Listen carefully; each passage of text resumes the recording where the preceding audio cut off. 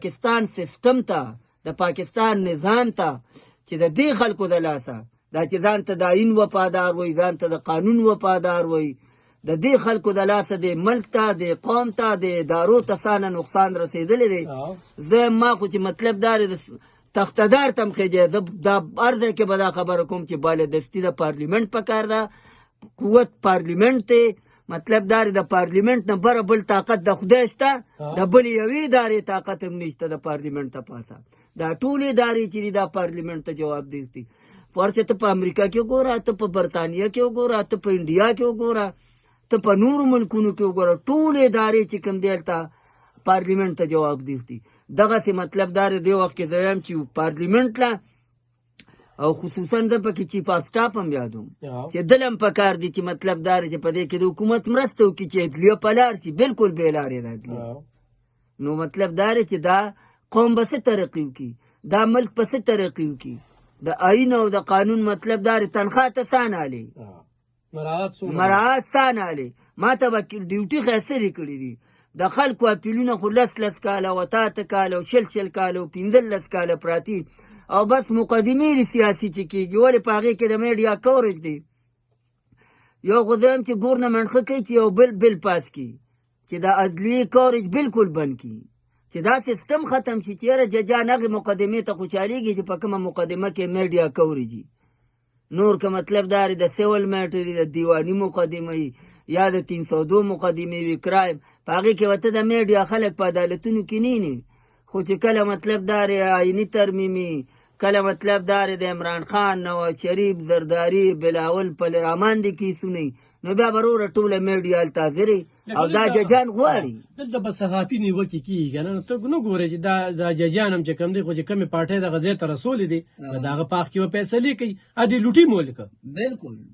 سپریم کورټ او های کورټ کې خو موږ ته دا کلیر کټ پوښتنه دا د ملک تاریخ دی لکه دې ځای کې پېښور کې یو جج ناست و د اسلام آباد کیسونه به دلته راتلل او به ده به اسلام آباد کیسونه نه په یو ورځ په یو ورځ 22 که 23 کیسونه مطلب دا په ضمانتونه پکې ورکړي خمد بیا ته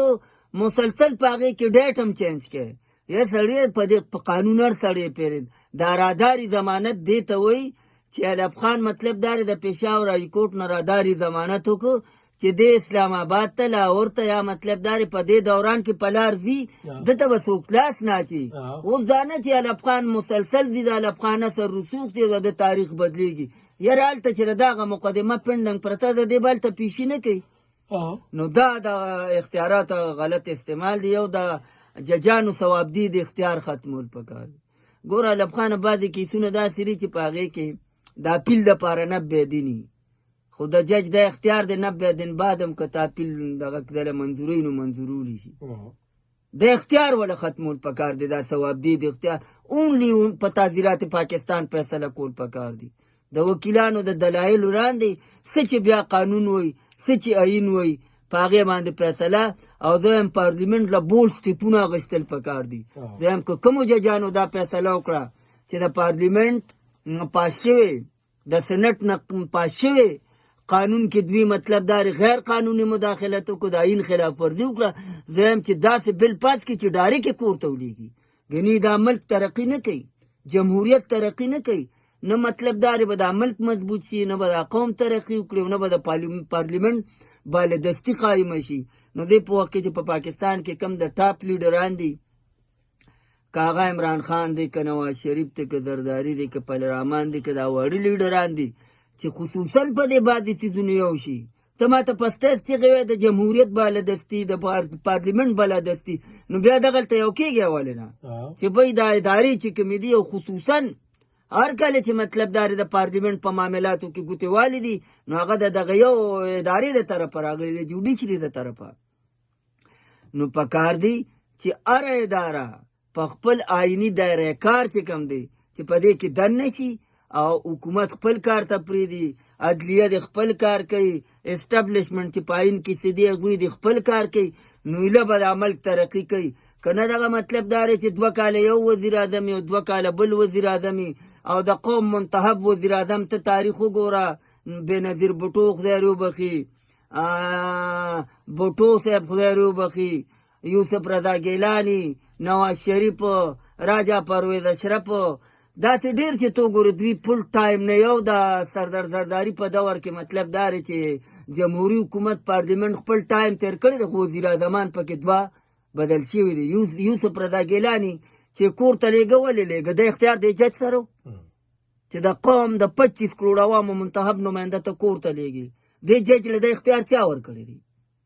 نو په کار دی خو دې کې زموږ د سیاسي لیډرانو غلطۍ ولې دی تر اوسه پورې په دې ملک کې چې نو پیپلز پارټي او مسلم لیگ نون به د یو بل خلاف استعمالېدل دا څو کاله وشو چې پی ټي آی پکې راله نو مطلب دا دی د دواړو خلاف استعمال شو اوس زه راته وایم پی ټي آی له هم پکار دي چې په یو پلیټفارم دا سیاسي لیډران کیني او 1 پوینټ ایجنډا چې د پارلیمنت بالادستي او ټول ادارې چې کومې دي دا آئیني دایره کار ته وردننه کو په دې موقف یو چې نو د ملک په ترقي کې ګڼي ناممکن ده پارلیمنت ته نه ایمنګان بتلل نه تنخواه ترې نه اخلم دا نه تنخواه خبره خو خیر غلطه وه دا څوک نشي ثابتولی چې په هغه دور کې د پاکستان تحریک انصاف MNA-ګانو